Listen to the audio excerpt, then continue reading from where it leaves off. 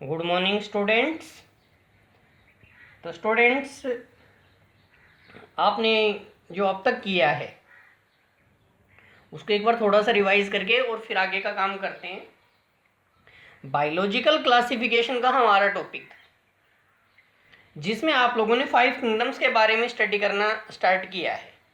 Monera kingdom आप लोग complete कर चुके हैं। अब मोनेरा किंगडम के बाद हम प्रोटिस्टा किंगडम के बारे में स्टडी कर रहे हैं।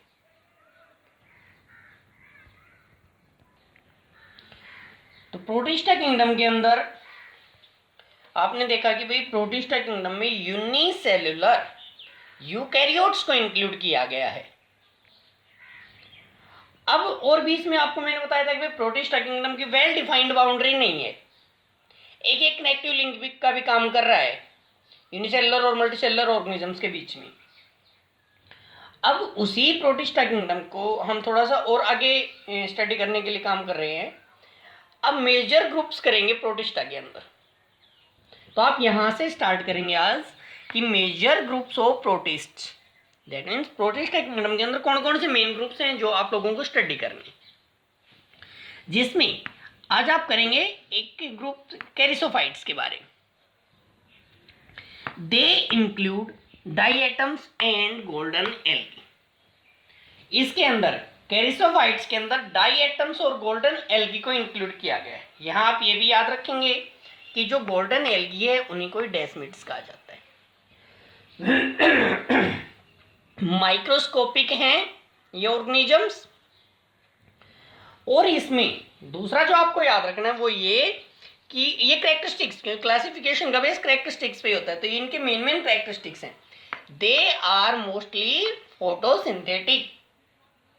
इनमें मोस्टली क्या है, ये फोटोसिंथेटिक है, अपना फूड खुद प्रिपेयर कर लेते हैं।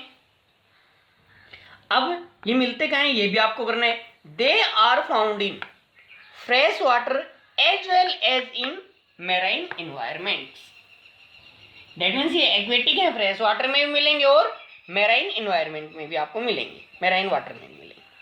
तो ये आप लोगों को याद रखना है इसके कुछ पॉइंट्स। अब इसी में क्योंकि डेस्मिड्स गोल्डन एल्गी हैं, डाइएटम्स हैं, ये माइक्रोस्कोपिक हैं जो फ्रीली फ्लोएट कर सकते हैं वाटर बॉडीज के अंदर।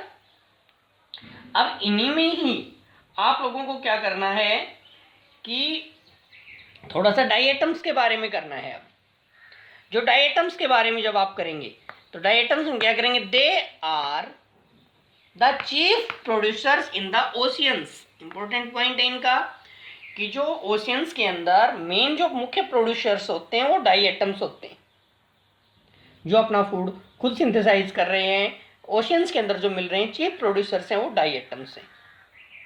आपने 10th में देखा भी था कि भाई फूड चेन में यहाँ से स्टार्टिंग भी की थी एक्वेटिक में। दूसरा जो पॉइंट है इनका, in diatoms the cell walls form two thin overlapping cells. यहां जो आप याद रखेंगे तो यहां से ये बात क्लियर होगी भी, इनके अंदर सेल वॉल प्रेजेंट होती है।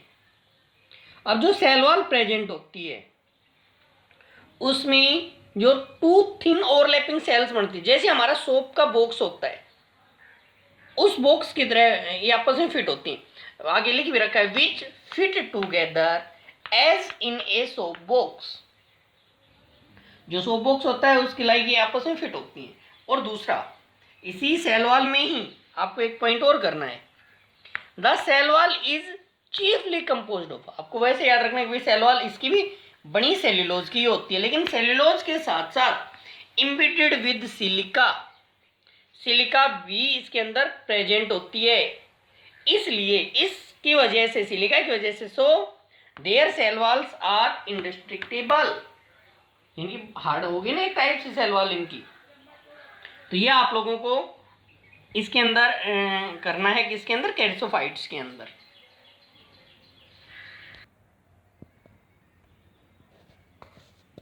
तो इसमें अब आगे देखो, diatoms do not possess flagella accept in reproductive stage.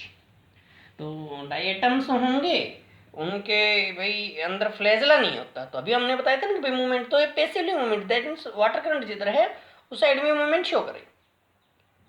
तो फ्लैजला नहीं होता, लेकिन रिप्रोडक्टिव स्टेज के अंदर वो फर्दर आगे हायर क्लासेस के लिए कि भी रिप्रोडक्टिव स्टेज के अंदर इनके अंदर फ्लैजला प्रेजेंट होता है, कुछ गैमेट्स के अंदर जब आगे देखेंगे। तो ये डायटम्स का हुआ। नेक्स्ट जो इसमें और आपको याद रखना है, diatoms have left behind large amount of cell wall deposits in their habitat. भाई जहां डायटम्स रह रहे हैं उसको हम हैबिटेट बोल रहे हैं, उनका उसके हैबिटेट में लार्ज अमाउंट में सेल वॉल की डिपॉजिट रह जाती है।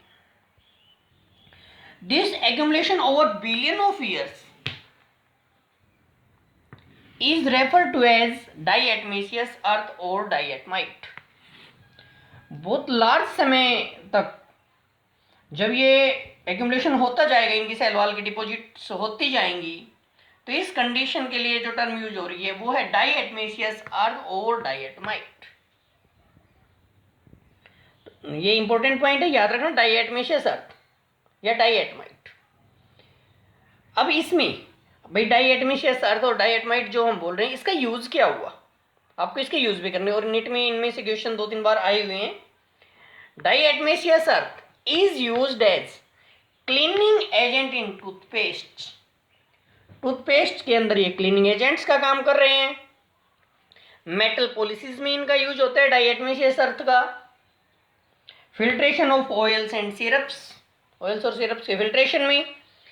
Insulating material in refrigerators, refrigerators के अंदर इंसुलेटिंग मटेरियल्स के अंदर भी इनका यूज होता है। तो लार्ज यूज है। मेन आप याद रखेंगे भी, ये चीफ प्रोड्यूसर्स हैं सी के अंदर डायटम्स के बारे में। तो ये टॉपिक था एक छोटा सा डायटम्स के बारे में, आप लोगों को करना है ये। और स्टूडेंट्स आप लोगों ने डिसाइड भी कर लिया होगा कि भाई किस स्ट्रीम में जाना है, किस स्ट्रीम में नहीं।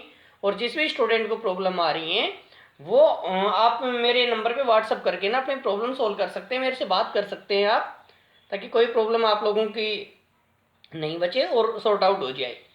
कुछ टाइम है ये ऐसा ही अब चल रहा है, इसमें प्रॉब्लम्स होंगी। सिलेबस भी धीरे धीरे फिलहाल हमें स्लो ही करना है। जब क्लासेस लगेंगे तो आप लोगों का सिलेबस भी आराम से रिकवर हो जाएगा।